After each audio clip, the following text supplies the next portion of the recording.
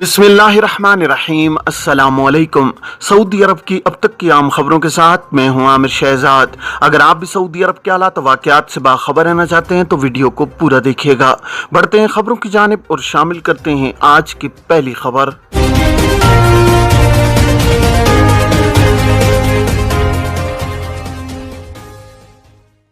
Jeddah international airport की इंतजामिया ने मुसाफिरों को मुतनब्बे किया है कि किसी भी दुश्वारी से बचने के लिए सफ़र से कबल अपने सामान का जायज़ा ले लें।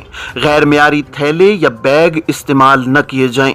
अखबार 24 के मुताबिक जद्दा के बैनुल-अक़वामी हवाई अड्डे की इंतजामिया की जानिब से जारी हिदायतनामे में मुसाफिरों को इंतबाह दिया गया है कि वह अपने सामान के बैग मुकर्रा वज़न के मुताबिक रखें। सामान के बैग मुकर्रा मियार के मुताबिक हों।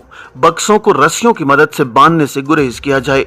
प्लास्टिक या कपड़े के थैलों में सामान रखने से इज्तिनाब बरतें। ऐसे थैलों को फिजाई सफर में साथ ले जाने की इजाजत नहीं होती। ऐसे बैग जिनकी बेल्ट लंबी हो वो भी कार्गो में बुक न कराएं। लंबी बेल्ट को बैग से जुदा कर दिया जाए ताकि वो किसी उलझन का बायस न बने। एयरपोर्ट इंतजामिया की जानिब से जारी हिदायतनामे मुख्तलिफ काउंटर्स पर लगाए गए हैं जिनमें वाज़े तौर पर मुसाफिरों को कहा गया है कि वो कार्गो के सामान में पावर बैंक न रखें। मोबाइल चार्ज करने के लिए मखसूस पावर बैंक हाथ वाले बैग में रखा जाए। पासपोर्ट एक्सपायर जबकि स्पॉन्सर ने गलत हरूफ फाइल किया, क्या करें? सऊदी अरब में खरूज ओहदा वीज़े पर मुकर्रर मुद्दत के दौरान वापस न आने वालों को खिलाफ वर्जी का मुर्तकिब करार दिया जाता है। ऐसे तारकीन वतन जो खरूज ओहदा की खिलाफ वर्जी के मुर्तकिब करार पाते हैं इन्हें मुमलिकत में 3 बरस के लिए ब्लैक लिस्ट कर दिया जाता है। एक शख्स ने सवाल किया है कि 2017 में सऊदी अरब से खरूज ओहदा पर गया था, अब 5 बरस हो चुके हैं, क्या दूसरे वीज़े पर आ सकता हूँ?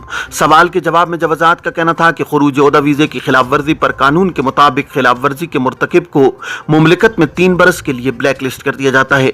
ऐसे अफराद जिन्हें खिलाफ वर्जी पर ब्लैक लिस्ट किया जाता है इन्हें इस बात की इजाजत नहीं होती कि ममनूआ मुद्दत के दौरान किसी और स्पॉन्सर के दूसरे वीजे पर सऊदी अरब आ सकें। ऐसे अफराद जिन्हें खरूज ओहदा वीजे की खिलाफ वर्जी पर ब्लैक लिस्ट किया जाता है वो ममनूआ मुद्दत के दौरान सिर्फ अपने साबिक कफील की जानिब से जारी किए गए दूसरे वीजे पर ही सऊदी अरब आ सकते हैं। पाबंदी की ममनूआ मुद्दत जो कि 3 बरस है खत्म होने के बाद किसी भी दूसरे वीजे पर मुमलिकत आ सकते हैं। ताहम इस अमर का ख्याल रखा जाए कि 3 बरस की ममनुआ मुद्दत का हिसाब खरूज ओहदा वीजे की मुद्दत एक्सपायर होने के कम से कम 1 से 2 माह बाद शुमार किया जाए। इसकी वजह यह है कि जवाजात के सिस्टम में खुदकार तरीके से खरूज ओहदा कानून की खिलाफ वर्जी का इंदराज वीजे की एक्सपायरी के 6 माह बाद होता है। ताहम स्पॉन्सर की जानिब से खरूज ओहदा पर गए हुए कारकुन पर खिलाफ वर्जी खरूज ओहदा वीजे की एक्सपायरी के 1 माह बाद भी कराई जा सकती है। यह अमर स्पॉन्सर की मर्जी पर मुनहसिर है कि वो खिलाफ वर्जी रिकॉर्ड कराता है या नहीं। दूसरी आम बात जिसका ख्याल रखा जाना जरूरी है वो ये है कि मुमलिकत में कमरी महीने के हिसाब से माह, साल और दिनों का हिसाब रखा जाता है। तमाम सरकारी मामलात भी कमरी महीने के हिसाब से किए जाते हैं। जवाजात के ट्विटर पर एक शख्स ने दरियाफ्त किया है कि मेरा पासपोर्ट एक्सपायर है जबकि स्पॉन्सर ने मेरे खिलाफ गलत हरूफ फाइल किया हुआ है। कफील वाजबात भी अदा नहीं करना चाहता, क्या करूं?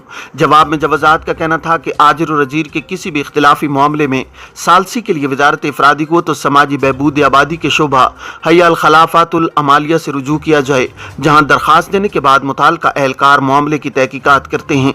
वाज़ेह है कि वजारत इफरादी को तो समाजी बहबूद आबादी की जानिब से आजिर और अजीर के माबैन किसी भी इख्तिलाफ की सूरत में मामले को कानूनी दायरे में हल करने के लिए बनाए गए शोबे को हय्या अल खलाफातुल अमालिया कहा जाता है, जिसके मानी कारकुनों के तनाज़ात हल करने की कमेटी के हैं।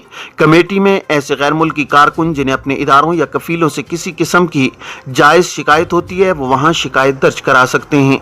शिकायत दर्ज किए जाने के बाद मुताल्लिका शोबे के तहकीकाती अफसर मामले का बारीक बीनी से जायजा लेने के बाद मसले को हल करते हैं। अगर कारकुन को तनख्वाहें या वाजबात अदा न किए गए हों इस सूरत में मुताल्लिका कमेटी कारकुन के हक में फैसला सादिर करते हुए हरूफ को कैंसिल करने और वाजबात की अदायगी को यकीनी बनाने के अहकामात सादिर करती है। फिलिपाइन से अफरादी कोत की दरामद के लिए लागत में कमी। सऊदी वजारत अफरादी कोत और समाजी बहबूद ने कहा है कि फिलिपाइन से अफरादी कोत की दरामद की लागत की इंतहाई हद 17,288 रियाल से कम करके 15,900 रियाल कर दी गई है। इसमें वैल्यू एडेड टैक्स शामिल नहीं है।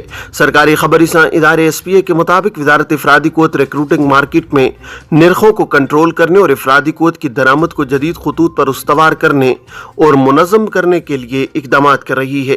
वजारत अफरादी कोत इससे कबल रिक्रूटिंग एजेंसियों और कंपनियों को मुख्तलिफ मुल्कों से अफरादी कोत की दरामद की इंतहाई फीस की पाबंद बना चुकी है।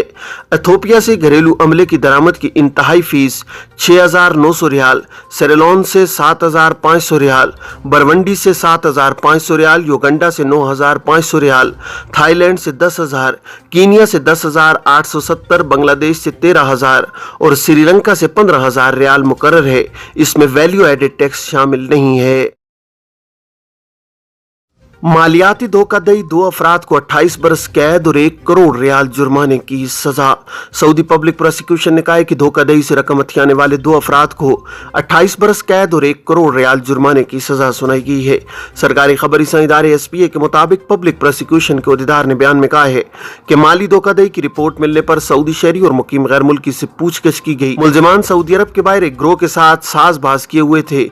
टेक्नोलॉजी और कंप्यूटर प्रोग्रामिंग के जरिए ऑनलाइन वारदातें कर रहे थे। मुलजिमान मालियाती धोखाधड़ी के जरिए 11 मिलियन रियाल से ज्यादा की रकम हथिया चुके थे। पब्लिक प्रोसिक्यूशन के अहदेदार ने कहा कि दोनों मुलजिमान को पूछगछ के बाद स्पेशल कोर्ट के हवाले कर दिया गया है। अदालत ने इल्जाम साबित हो जाने पर दोनों को 14-14 साल कैद और 5-5 मिलियन रियाल जुर्माने की सजा सुनाई। धोखाधड़ी में इस्तेमाल होने वाली डिवाइसेस भी जब्त करने का हुक्म दिया गया। पब्लिक प्रोसिक्यूशन का कहना है कि मालियाती धोखाधड़ी के जराइम को रोकने के सिलसिले में पुरअज़्म है, किसी भी शख्स के साथ कोई रियायत नहीं होगी।